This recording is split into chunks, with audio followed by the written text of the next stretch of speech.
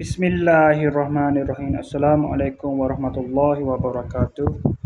Berjumpa lagi kita dan channel saya. Hari ini hari Sabtu 9 hari bulan Mei 2026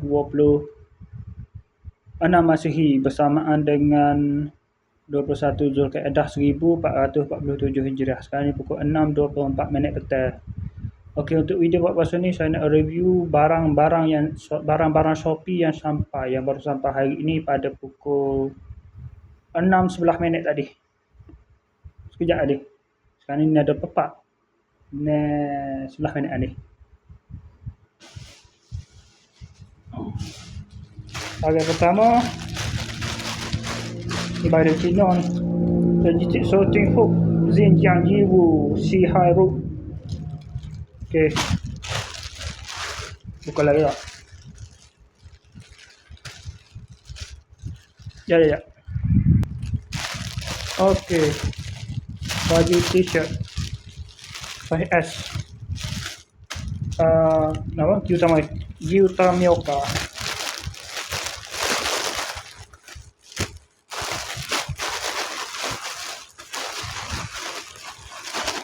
Pertama, okey, saat ni bagi pertama, bagi kedua pula sekejap. Okey, ni bagi kedua pula jenis nanti warna gulung gini. Dia ada 20 pieces dalam ni. Dia soyak seruf tisu gitu. Dia boleh soyak tisu, prop gitu lah. Tengok nak guna tu soyak. Tak buka lah, tak guna lagi. Dia segulung gitu, dia mudah ledak. Dia tak tu serak, dah serak pada buat lah. Boleh kata kalau tengok pada dia buat review video tu lah. Saya tak buka lah ni. Ini untuk dapur, untuk mak saya dah ni. Saya beli untuk dia lah ni. Bukan dia kira hak ni, hak saya saja pengaruh lah bekas tu. Kontainer bekas tu. Okey, hak ni bahagian ketiga. Jeng. Tak ingat hak ni dapat locker tak? Bagi ni locker. Jalan kelas banting hak tolak ni. Banting Selangor. Kuala Langak, Selangor. Kuala Selangor. Sama satu bagi Cina. Dari Cina hak ni daripada Selangor. Hak ni pula daripada Cina juga ni. Logistik sorting hook Xinjiang Yiwu Si Hai Root. Bagi Cina. Tapi produk untuk sini.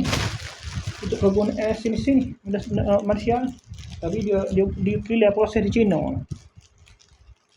Kena kena lah ke mereka. Okey.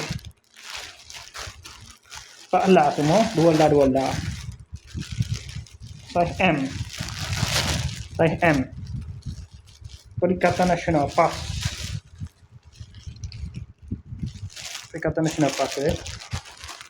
Ini hak versi Perikatan Nasional.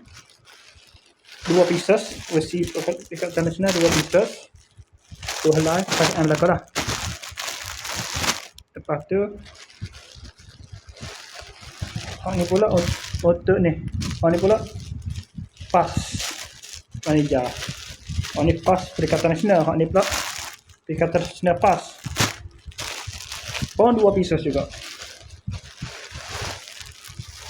Dua. Okey, sekadar itu saja. Assalamualaikum, jumpa lagi. Bye.